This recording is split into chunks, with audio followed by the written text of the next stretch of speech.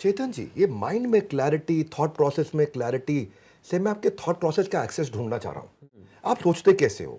एक सवाल देता हूँ मैं आपको। ये रणबीर कपूर ने संजू मूवी करी, दंगल करी, आमिर खान ने, इसको बोलते हैं बेसिकली मेथड एक्टिंग। और मेथड एक्टिंग में आप मेथड राइटिंग भी करते हैं। मैं देखा कि कहते हैं कि राइटर बनने के लिए दिल में होना चाहिए दर्द, लेकिन आपने दर्द को समझने के लिए वैक्सिंग करा बैठे हमारे ये मर्द। हाँ, आपने वैक्सिंग भी कराई कि मैं एक औरत के दर्द को समझ सकूं। ये मेथड राइटिंग की तरह हो गया। महिला की दृष्टि से लिखने में और उसके पेन को समझने में आपने वैक्सिंग कराई। मैं जब आपके बारे में पढ़ रहा था पहले, मैं कहा आपसे मिलने से पहले थोड़ा पढ़ लूं।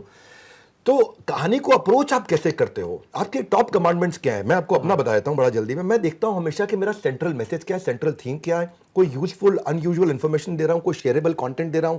मैं कम्युनिटी को टारगेट करने की कोशिश करता हूं। मैं देखता हूं इमोशन जनरेट हो रहा है नहीं, पॉइंटेड लर्निंग है कि नहीं, एक सेंट्रल थीम है कि नहीं। मैं आज चेतन भगत जी के मन में घुसना चाहता हूँ। वो कैसे सोचते हैं किताब लिखने से पहले? कुछ कुछ बातें जो आपने कही वो हैं, मतलब आप एक कहानी बता रहे हो तो आपको पता होना चाहिए कि क्या कहना क्या चाह रहे हो, कवि कहना क्या चाहते हैं। जो हमारे स्कूल में कहते हैं ना, कवि कहना क्या चाहते हैं, वो बच्चों से को लिखना, वो मतलब बच्चों को आसानी से आंसर हो जाना चाहिए कि भाई ये कहना चाहते हैं। और या कई थोड़ा पागलपन है, जुनून है थोड़ा, कि अब लिख रहे हैं तो ऐसे लिखो कि वो किताब एकदम रियल लगे, वो कहानी एकदम रियल लगे आपको, जैसे लोग भूल ना पाए उस किरदार को, चाहे वो रैंचो हो, चाहे वो वन इंडियन गर्ल।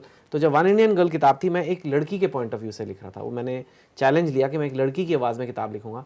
तो उसमें एक सीन है कि वो वैक्सिंग कराती है ज़िंदगी में पहली बार, क्योंकि उसने कभी कराई नहीं है, तो उसको दर्द होता है बहुत। तो मैंने कहा जब तक मैं नहीं कराऊंगा तो मुझे कैसे मैं वो सीन लिखूं कि क्या फील होता है। लिख सकता हूँ इट वॉज वेरी पेनफुल, पर वो समझ नहीं आएगा। लेकिन दर्द से ज़्यादा वैक्सिंग में, मैं बताऊँ कब दर्द होता है, वैक्सिंग होने से पहले जब आप लेटे होते हो और आपको पता है अभी कुछ होने वाला है, वो दर्द ज्यादा है जबकि वो एक्चुअली खींचता है। तो अब वो मेरे को पकड़ने आ गई ना बात, तो मैंने कराई जाके फिर। आपने बेसिकली बताया कि वैक्सिंग से पहले का जो दर्द है वो होने वाले दर्द से मतलब ज्यादा जब वो बड़ा दर्द लग है। रही है, वो एक मोम होती है, वो गर्म करते हैं उसको, वैक्स को, और आपको पता है कि आपके ऊपर लिपत हो रही है और अभी खींचने वाले हैं, आपकी खाल उखाड़ी जाएगी, मतलब एक तरह से।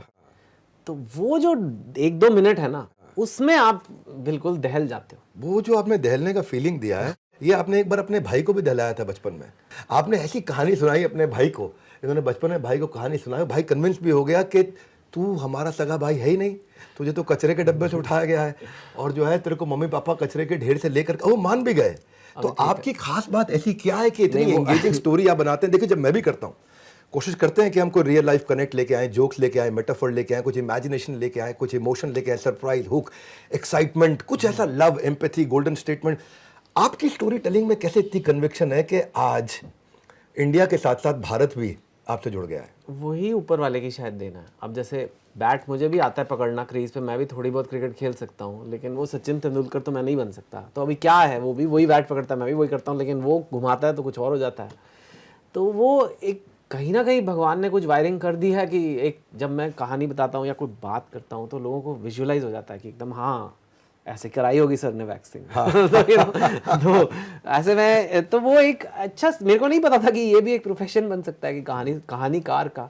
And I try to use it positively, I try to like, वही एम मैंने कहा लिख ही रहा हूँ तो क्यों ना कुछ नया किया जाए। कि और जिस लड़की ने आज तक किताब नहीं उठाई वो किताब उठाए, वो फ़ोन साइड पे करे और किताब उठा ले।